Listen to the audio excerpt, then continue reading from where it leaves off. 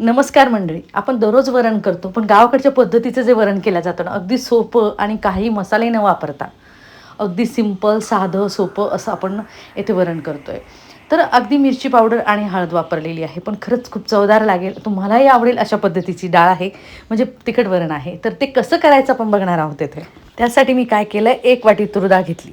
तूर डाळ आपल्याला स्वच्छ पाण्याने धुवून घ्यायची आहे. धुवून घेतल्यानंतर कुकरमध्ये टाकून आपल्याला त्यात 2 वाट्या पाणी टाकून एक पोह्याचा चमचा जो असतो तो टाकायचा आहे आणि नंतर कुकरच्या चांगल्या 3 ते 4 शिट्ट्या होऊ द्यायच्या, म्हणजे वरण चांगलं शिजू द्यायचं आहे. डाळ आपली शिजली की तुम्ही इथे बघू शकता मस्त वरण झालं आहे त्याचं तयार, म्हणजे डाळ शिजून झालेली आहे. नंतर आपण चमच्याच्या साहाय्याने किंवा रईच्या साहाय्याने त्याला घोटून घ्यायचं आहे. अगोदर एकदा चमचा काढून घ्यायचा आहे, म्हणजे तुम्हाला व्यवस्थित ती डाळ घुटल्या जाईल. तर अगदी मऊसूत मस्त डाळ शिजलेली आहे, अशीच आपल्याला शिजलेली पाहिजे. तर चमचा आपण काढून घेतो आहे आणि रईच्या साहाय्याने आपल्याला घोटून घ्यायचं आहे. तर यामध्ये पाणी घालताना मी 1 ग्लास पाणी घातलं आहे आणि गरमच पाणी घालायचं आहे, थंड पाणी इथे वापरायचं नाही. गरम पाण्याने वरणाची जी चव आहे ती बॅलन्स करते, म्हणजे छान लागते. थंड पाण्याने काय होतं, एकदम म्हणजे आपण किती छान मसाले घाला, काही घाला, पण वरण चांगलं लागत नाही. त्यामुळे शक्यतो पाणी वरण घोटताना पाणी आपल्याला गरमच घालायचं आहे, थंड पाणी त्यामध्ये टाकायचं नाही आहे. तर रईच्या साहाय्याने घोटल्यानंतर आपण वरण मस्त एकसारखं मिक्स करून घेतो आहे. नंतर करायचं, आपण एका पातेल्यामध्ये मस्त तेल घालायचं आहे, म्हणजे छान तेल घालायचं आहे. तेल घालताना चांगलं अर्धी वाटी तेल घालायचं आहे. थोडं माझ्याकडून कमी झालं आहे, पण अर्धी वाटी तुम्ही तेल घालू शकता. त्यामध्ये घालायचं जिरं आणि मोहरी. जिरं मोहरी तडतडली की लगेच घालायचा एक मोठा कांदा, मिडियम आकाराचे 2 कांदे घालायचे तेवढ्या वरणाला. भरपूर जणांपुरतं वरण होईल, चांगले 5 ते 6 मेंबर असतील एवढं वरण होतं ते एका वाटीचं.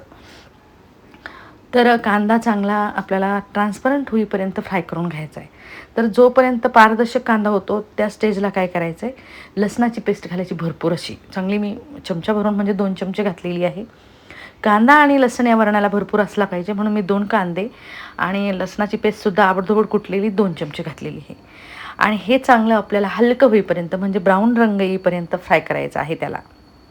ही फोडणीच आपल्या वरणाला चव छान आणते, म्हणजे कांदा आणि लसूण आपण फ्राय करून घेतो ना, त्यामुळे तुमचं वरण अगदी छान होईल. तर इथे तुम्ही बघू शकता कांदा आणि लसूण हलका पण झाला आहे आणि ब्राऊन पण झालेला आहे, म्हणजे त्याचे तळून झालेला आहे आपला. तर या स्टेजवरती आपल्याला काय करायचं आहे, आता कांदा आणि लसूण गॅस कमी करायचा आहे इथे, आणि कांदा आणि लसूण चांगला फ्राय झाल्यानंतर चमचा बाजूला करायचा आहे आणि यामध्ये घालायचे 2च आपल्याला मसाले.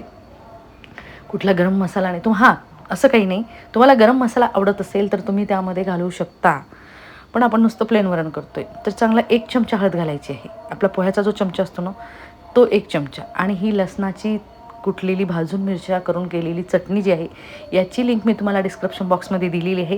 ही चटणी वरणामध्ये, सुक्या भाज्यांमध्ये खूप छान लागते, म्हणून मी नेहमीच करून ठेवते याला. तर ती 2 चमचे घातली, चांगली फ्राय होऊ द्यायची. हळदीचा वास आपल्याला फ्लेवर आला पाहिजे तोपर्यंत हळद आणि लाल मिरच पावडर फ्राय करून घ्यायची. नंतर घालायचं आहे त्यामध्ये कोथिंबीर. मी तुम्हाला सांगितलं आहे, तुम्हाला जर आवडत असेल तर थोडासा गरम मसाला तुमच्या आवडीनुसार तुम्ही त्यामध्ये घालू शकता. तर हे झालं आपलं छान फोडणी करून आणि मस्त तळून झाले मसाले, म्हणजे लाल मिरच पावडर आणि हळद. नंतर घालायची आपल्याला डाळ, थोडीशी पातळ ठेवायची, नंतर घट्ट होते ती. तर चमच्याच्या साहाय्याने ते तुम्ही बघू शकता मस्त अशी आपली खमंग अशी डाळ झालेली आहे. खमंग डाळ म्हटली तरीही चालेल तुम्ही, पण चवीला खूपच छान लागेल आणि मस्तच लागेल.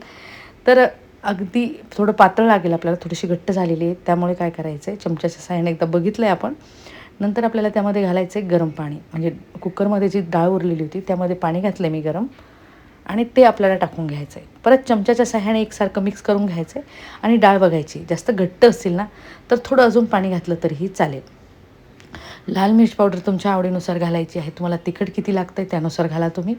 नंतर घालायचं आहे चवीनुसार त्यामध्ये मीठ, आणि आपल्याला घ्यायचं आहे मिक्स करून, आणि याला येऊ द्यायची खळखळून उकळी, म्हणजे आपलं वरण अगदी रेडी झालेलं आहे. दररोजच्या वरणाची पण छान चव असेल तुम्हाला, तुम्ही हे वरण ट्राय करून बघा. आणि चटणी तुम्ही भरपूर नाही केली ना तरी थोड्या जरी मिरच्या भाजल्या आणि खलबत्त्यात जरी लसूण टाकून कुटला आणि वरणाला फोडणी दिली तरी चव छानच येईल. तर गरमागरम आपलं उकळी आलेलं वरण तुम्ही बघू शकता मस्त झालं आहे, आणि भातासोबत, भाकरीसोबत, पोळीसोबत तुम्ही खाऊ शकता, मस्तच लागेल. चुरून मुरून खाता येईल अशा पद्धतीचं वरण आहे. लोणचं घ्यायचं आहे, कांदा घ्यायचा आहे सोबतीला, पापड घ्यायचा आहे भाजलेला, मस्तच लागेल हे वरण. तर अगदी सोपं आणि झटपट होणारं हे वरण तुम्हाला कसं वाटलं मला हे कमेंटमध्ये नक्की कळवा. तुम्हाला जरी माझी रेसिपी आवडली असेल आणि तुम्ही माझ्या चॅनलवर नवीन असाल तर माझ्या चॅनलला सबस्क्राईब, लाईक, शेअर, कमेंट करायला विसरू नका. तर चला भेटूया अशा सोप्या सोप्या आणि झटपट होणाऱ्या रेसिपीसोबत. तोपर्यंत बाय.